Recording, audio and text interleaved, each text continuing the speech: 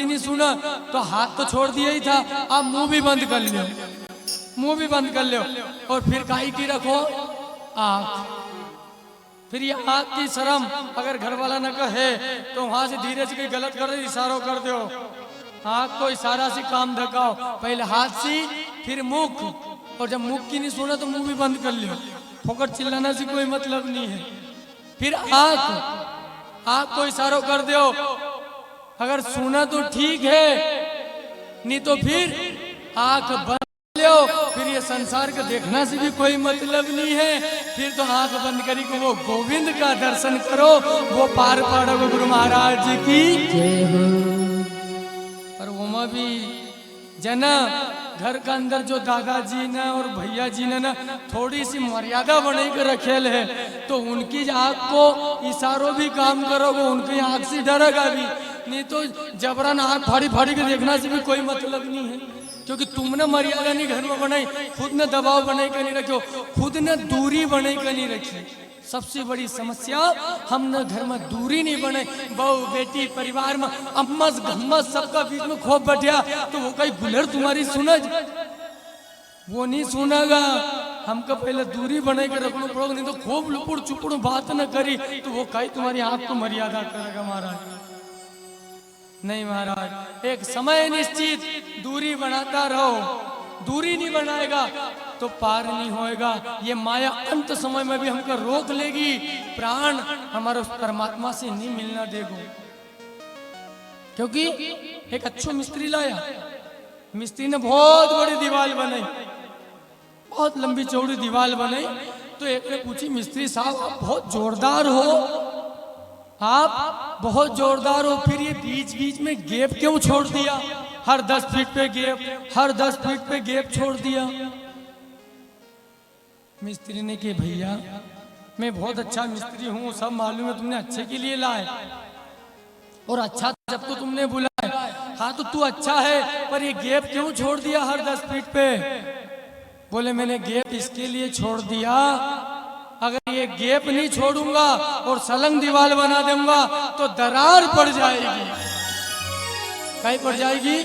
दरार पड़ जाएगी। ऐसा परिवार में अगर तुमने ज्यादा किसी का घर भी गया, किसी का घर बार बार जाएगा, बार बार जाएगा, ये तो रोज का यही जाएगा, बार बार फोन करेगा और रोज को ही फोन आएगा, तुम्हारी मर्यादा वहां खत्म हो जाएगी। एक सीमा रखो महाराज। एक समय तक ये नर्मदा जी को इतना बड़ा पुल बने है, उनमें भी बीच में गैप दिए है, क्योंकि ये गैप काहे का लिए है, ये जैसो आपने घर छोड़ी का ये परमात्मा की भक्ति के लिए बीच में गैप डाल दियो। ये गैप एक बनाए ले कि परिवार में दरार नहीं पड़ा, वो कोर्ट में गैप इसलिए रखियो कि दरार नहीं पड़ा। पर हमने क्या करा, रात दिन आरू बहन बेटी उठी, वो फलाने का घर, आरू ओखा घर चलिया, वो ओखा घर चलिया। नहीं ज्यादा मिठास में हमेशा आप समझी जाओ, मन में यहाँ से नहीं बोलूंगा, ज्यादा मिठास में हमेशा दिक्कत है। इसलिए परिवार हो, घर हो, गृहस्थी हो, रिश्तेदारी हो, एक समय सीमा तक मांगत मांगत मान घटे, मांगत मांगत मान घटे और प्रीति घटे पर के घर जाएगी। हर किसी का घर बार बार जाएगा तो प्रीत खत्म हो जाएगी महाराज। एक सीमित महाराज, एक सीमित समय तक के लिए हम जाओ, कोई दुख नहीं है, खूब मिलो, रिश्तेदारी निभाओ, पर एक बीच में गैप रखो। नहीं तो ये पुराना नाम पे बात चली थी, पुराना लोग ने की, पुराना लोग ने एक तो गैप रखियो, रोज भोजन करा, रोज मालपुआ, मिष्ठान दे पंगत। भगवान ने कही उनको कोठो सड़े लेगा पेट को, तो एक कहीं कर दिया उनकी एक दिन की आरस, कहीं कर दी 11, तो एक दिन तो कम से कम जग लेन देगा मशीन का, नहीं तो दे सुबह दे शाम का, सो भी नहीं दचरता, अच्छा ही दचरा। तो भगवान ने कही गैप, अब तो समझ जाओ कि भगवान ने भी गैप रखी। एक तो कहीं को बुधवार को उपवास, कहीं को मंगलवार को उपवास, नहीं करो तो 11 को उपवास, तो उनके एक दिन गैप रहेगी तो आपकी तासीर नहीं खराब होगी महाराज। उपवास तो कहीं रहो प्रभु के पास, उपवास को अर्थ है प्रभु के पास, क्योंकि अच्छा खायल मत भैया, खाना के बाद मक्खा तो काई चाहिए, एक झपकी की आदत है। मैं एक झपकी नहीं मारूं जब तक चित्त ठिकाना को नहीं आता। तो उस दिन पास रख लियो तो कहीं कहेंगे भैया थोड़ा नाश्ता कर लो, नहीं नहीं नहीं नहीं नहीं, मारो तो उपवास है। और जहाँ शब्द उपवास आयो तो कोई याद रह जाए कि मारो चित्त तो आज परमात्मा में है। उपवास माने प्रभु के पास, ये पास में रहना कि हमको गति बताए ले महाराज। भगवान का पास में अगर रहना है तो माया को धीरे धीरे छोड़ता रहो। माया तो परमात्मा छुड़ाएगा, तुम नहीं छोड़ेगा वो छुड़वा लेगा।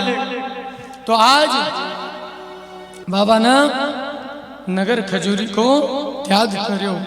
मेणावा आया, यहाँ इनका पिताजी शांत होया, जामधई नदी का मेल में समाधि दी। समाधि दी और समाधि देना का पश्चात सिंगाजी बाबा हरसू देगा महाराज। हरसूद में दिन रात की सेवा करता करता समय बीत्यो। और समय बीतना का बाद लक्ष्मण सिंह राजा का यहाँ नौकरी करना की सोची।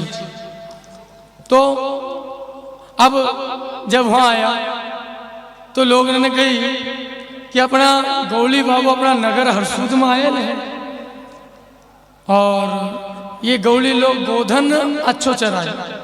गौली लोग ने की खासियत है ये गोधन अच्छो चरा। तो एक काम करा, गोधन चराना की नौकरी इनको दी दे। सिंगाजी बाबा तो खुश कि भाई गोधन की सेवा दी, यही सेवा के लिए तो मैंने जन्म लियो गौली समाज में, नहीं तो दूसरी समाज में भी चल जाए तो खूब कम ज्यादा तोल तो और जीवन को खराब कर ले। तो सिंगाजी बाबा खुश है कि मैं आज गोधन की सेवा दी। अब जैसी गोधन की सेवा दी तो गांव का लोग ने कही कि चलो अपना गांव में गोधन चराना वालों आएगो, एक सुकृत सब गोधन कर दे माँ। तो सिंगाजी बाबा ने कही कि भैया गोधन तो चराऊंगा पर एक एक व्यक्ति का घर कहाँ तक लेना के लिए जाऊंगा। तुम तो एक काम करो, सबका गोधन ये गांव का बीचम बीच में लाइने छोड़ दिया करो, मैं यहाँ से जंगल में लेकर चल जाऊंगा। लोग ने नासुई करो। सिंगाजी बाबा बीच में आएगा अपना गोधन न लीकर, गांव का लोग ने भी, हरसूद नगरी का लोग ने भी सारो गोधन एक बीचम बीच मैदान में ले आया। तो सिंगाजी बाबा ने कही कि भैया एमा तो पूरी माता ही माता दिखाई, बाप तो एक भी नहीं दिखाई थी, पूरी भेस ही भेस है। कहीं बोधा मोदा है कि नहीं इनका बीच में। गांव का लोग ने कही बाबा बोधा भी है गांव में, पर वो बोधा सिर्फ दिवाली का दिन छूटा, कहीं होली का दिन छूटा, और सिर्फ वो दिन बोधा लड़े हो, हम तो वही आनंद ले माए। और वो बोधा ना उतना ही काम का लिए पाली रहा हूं, बोधा लड़ाई कर लिए।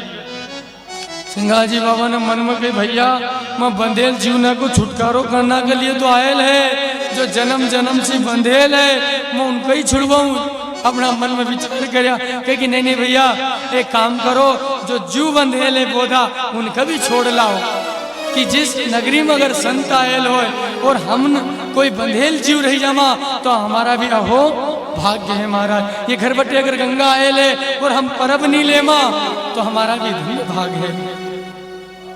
तो आज दो ही बोधा न कली का जैसा आया तो गांव का लोगों ने कही कि आज अपना गांव में बोधा लड़ाई मचेगी और आनंद आएगा देखना में। अब ये बाबा नहीं मानी रहा, ये गौली बाबा ये आज बोधा लड़ाई मचाएगा अपना गांव में, पोरा पानी न दूर ही रख जो। अब जैसे ही महाराज दो ही बोधा न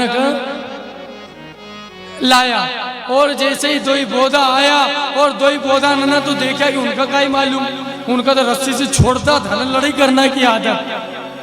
क्योंकि आज भी ऐसा लोग है जो जन्म सत्संग में नहीं गया हो, भजन में नहीं गया हो, तो वो तो अगर कथा भागवत में भी चल जाए, ब्याह शादी में भी चल जाए नहीं तो वहां भी लड़ाई कर भाई जरा तो सरक ये लो ये सामना ही गई हमारा बठी गई, अरे बढ़ जाए तो कोई दिक्कत नहीं है।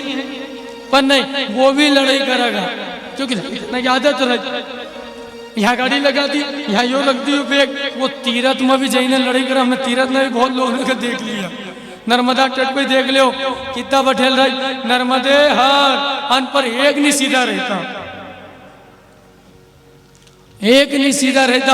वो की पाल दो भी ले, वो खल लड़ाई, वो खल चिल्लाई। अरे इतना बड़ा तीर्थ में आया, यहाँ भी अगर आत्मा शुद्धि नहीं हुई, यहाँ भी लड़नू नहीं छोड़ा, तो फिर तुम्हारा हमारे भगवान भी परेशान है। तो आज जैसे ही दो ही बोधान का छोड़े और दो ही बोधान मुंडी लड़ाई और बोधा लड़ाई मची। अब जैसे ही आगे पीछे धक्कन लग गया तो उसी समय सिंघाजी बाबा ने अंतर घट का माई वचन उच्चारा और दो ही बोधान का आदेश दियो, हे बोधाहोन, अगर तुम्हारी बुद्धि में कुछ बोध होए तो एक काम करो, आज से लड़नू बंद कर दो, नहीं तो जीवन भर बंधेल रह जाएगा, और जीवन भर बंधेल रहेगा तो यमदूत आई के तुमको बहुत मारेगा। अगर मुक्ति चाहिए, अगर खुदा से तुम्हारा खुदा से अगर मुक्ति चाहिए, ये भेष में जैसा रात दिन अगर खुला चरनू है तो आज लड़ाई बंद कर दो। जैसे ही एक संत वाणी दो ही बोधा का हृदय में गई, उसी समय दो ही बोधा ने ना लड़नू छोड़ दिया। एक ने इधर मुंह कर लियो, एक ने इधर मुंह कर लियो। बोल गुरु महाराज की। अब हमारे पूज्य पिताजी